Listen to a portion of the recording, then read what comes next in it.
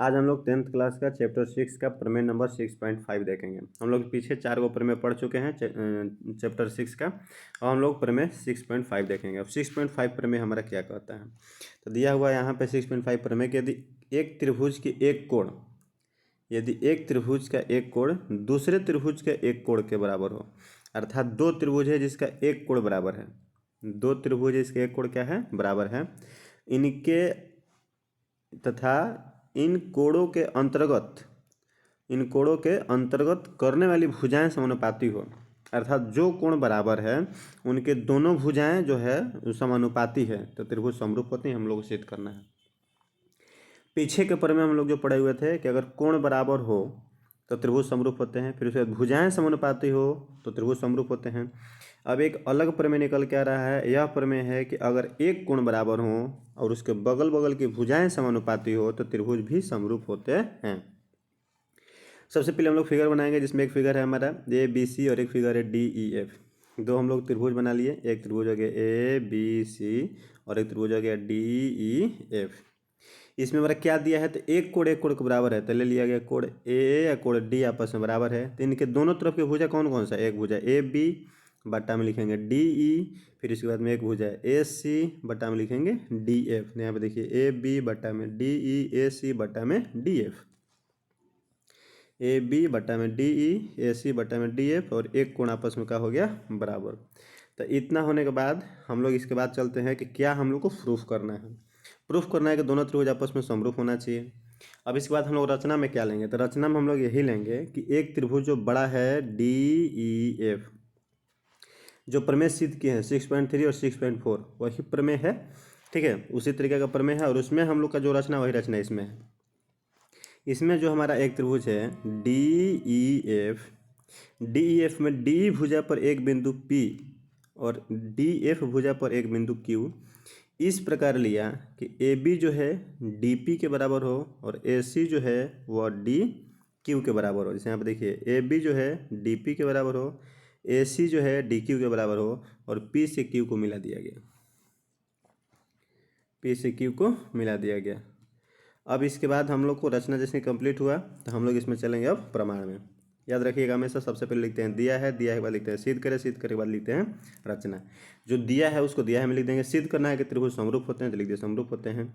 रचना में लिखेंगे कि जो बड़ा वाला त्रिभुज लिए हैं DEF, इसमें दो भुजा जो है, एक भुजा ADE और एक भुजा DF, उस पर दो बिंदु लेते हैं। अब दोनों बिंदु इस प्रकार लेते हैं कि एक भुजा AB के बराबर हो और एक भुजा AC के बराबर हो, ठीक है।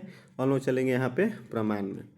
प्रमाण में जब चलते हैं तो प्रमाण में सीधे सीधे देखेंगे कि एक त्रिभुज दिखाई दे रहा है ABC और एक त्रिभुज दिखाई दे रहा है यहाँ पे DP और Q, ठीक है। दो त्रिभुज दिखाई दे रहा है, एक त्रिभुज दिखाई दे रहा है ABC और एक त्रिभुज दिखाई दे रहा है DPQ। जैसे इन दोनों त्रिभुज में चलेंगे देंगे यहाँ पे प्रमाण हम लोग क्या चलेंगे, त्रिभुज ABC तथा त्रिभुज DPQ। अब दोनों त्रिभुज देखिए क्या क्या चीज़ हमें मिल रहा है, तो ABC में हमारा क्या मिल रहा है, कोण A, इसमें मिल रहा है कोण D, दिया है यहाँ पे A या D आपस में बराबर है, इसको लिख दिए कोण A बराबर में कोण D। कहाँ से लिख दिया गया, तो ये हमारा दिया हुआ है।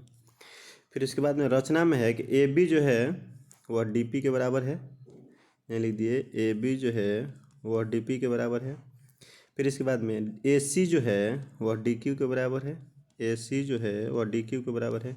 ये दोनों कहाँ से लिख दिया गया, रचना से। जैसे ही तीन चीज़ मिल गया तो त्रिभुज हमारा यहाँ पे क्या हो गया, सर्वांगसम। तो त्रिभुज ABC सर्वांगसम त्रिभुज DPQ कौन सा नियम लगा, तो SAS,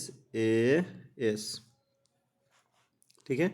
जैसे ही त्रिभुज हमारे यहाँ पे सर्वांगसम हुआ तो हम लोग पढ़े हैं कि सर्वांगसम त्रिभुज में सब कुछ के बराबर होगा। तो सब कुछ के बराबर मतलब कि कोण B जो होगा वह P के बराबर हो सकता है, और C जो होगा वह Q के बराबर होगा। लिखेंगे B बराबर P, C बराबर Q, कोण B बराबर P और कोण C बराबर में कोण Q, लिख दिए कोण B बराबर P और C बराबर में Q। हम लोग को इस त्रिभुज में कोण और इस त्रिभुज के कोण हमें बराबर मिल गया।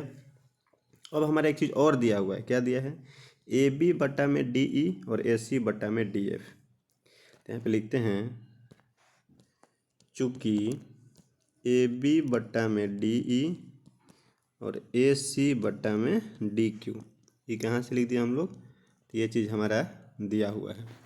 जैसे हम लोग लिखे तो ए बी जो है यहाँ पे किसके बराबर है, डी पी के, ए बी जो है वह डी पी के बराबर है बट्टा में डी ई, ए सी जो है वह डी क्यू के बराबर है, ए सी जो है किसके बराबर है, डी क्यू के, ठीक है। और बट्टा में हमारा जो है एस सी, यहाँ पे हम लोग उससे दिया है, मैं एस सी बट्टा में डी एफ दिया हुआ है, ठीक है। तो यहाँ पे मिस्टेक हो गया, एस सी बट्टा में डी एफ।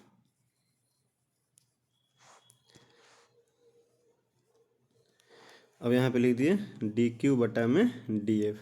ये हमारा कौन सा त्रिभुज में मिल रहा है, तो ये हमारा मिल रहा है छोटा वाला, बड़ा वाला त्रिभुज में।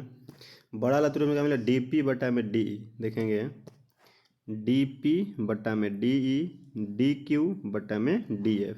तो ये हमारा कौन सा प्रमेय हो गया, थेल्स प्रमेय, विलोम थेल्स प्रमेय, ठीक है, थेल्स प्रमेय विलोम से। जैसे हम लोग यहाँ पे थेल्स प्रमेय विलोम से चलेंगे तो हमारा दोनों रेखा आपस में क्या हो जाएगा, समांतर। एक हो जाएगा डी पी और एक हो जाएगा ई एफ। तो हो जाएगा डी पी बराबर में ई एफ। पहले देख लेते हैं कौन कौन सा है समांतर, पी क्यू बट्टा में पी क्यू बराबर में ई, पी क्यू समांतर। प्रमेय हम लोग का पढ़े हैं कि जब प्रमेय हमारा थेल्स प्रमेय विलोम होता है तो रेखा समांतर हो जाता है। तो यहाँ पे मिल रहा है पी क्यू समांतर ई एफ, पी क्यू और समांतर ई एफ। जैसे पी क्यू समांतर ई एफ हमारा मिल रहा है तो पी क्यू समांतर हो जाने से हम लोग को संगत कोण बराबर मिल जाएगा। तो संगत कोण हमारा इसमें बराबर क्या मिलेगा, तो ये रेखा और ये रेखा आपस में क्या है, समांतर। तो ये हो गया कोण P और ये हो गया कोण E आपस में बराबर। ये हो गया Q और ये हो गया F बराबर। तो P E के बराबर हो गया, P जो है किसके बराबर हो गया, E के। लिख देते हैं कोण P जो हो गया वह E के बराबर हो गया और कोण Q जो हो गया वह F के बराबर हो गया। कोण Q जो हो गया वह किसके बराबर हो गया, F के। कहाँ से, तो लिख देंगे संगत कोण से, संगत कोण से।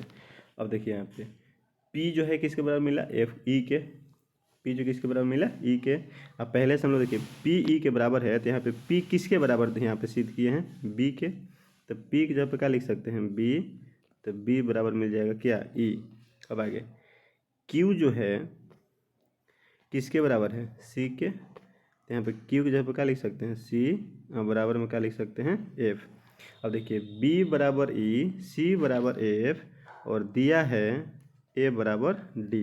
जैसे ये तीनों कोण के बराबर मिला, ठीक है, तीनों कोण के बराबर मिला तो त्रिभुज हमारा क्या हो गया, समरूप। क्योंकि हम लोग पढ़े हुए हैं जब तीनों कोण के बराबर हो जाए तो त्रिभुज हमारा समरूप होता है। लिख देंगे इसलिए त्रिभुज ABC समरूप त्रिभुज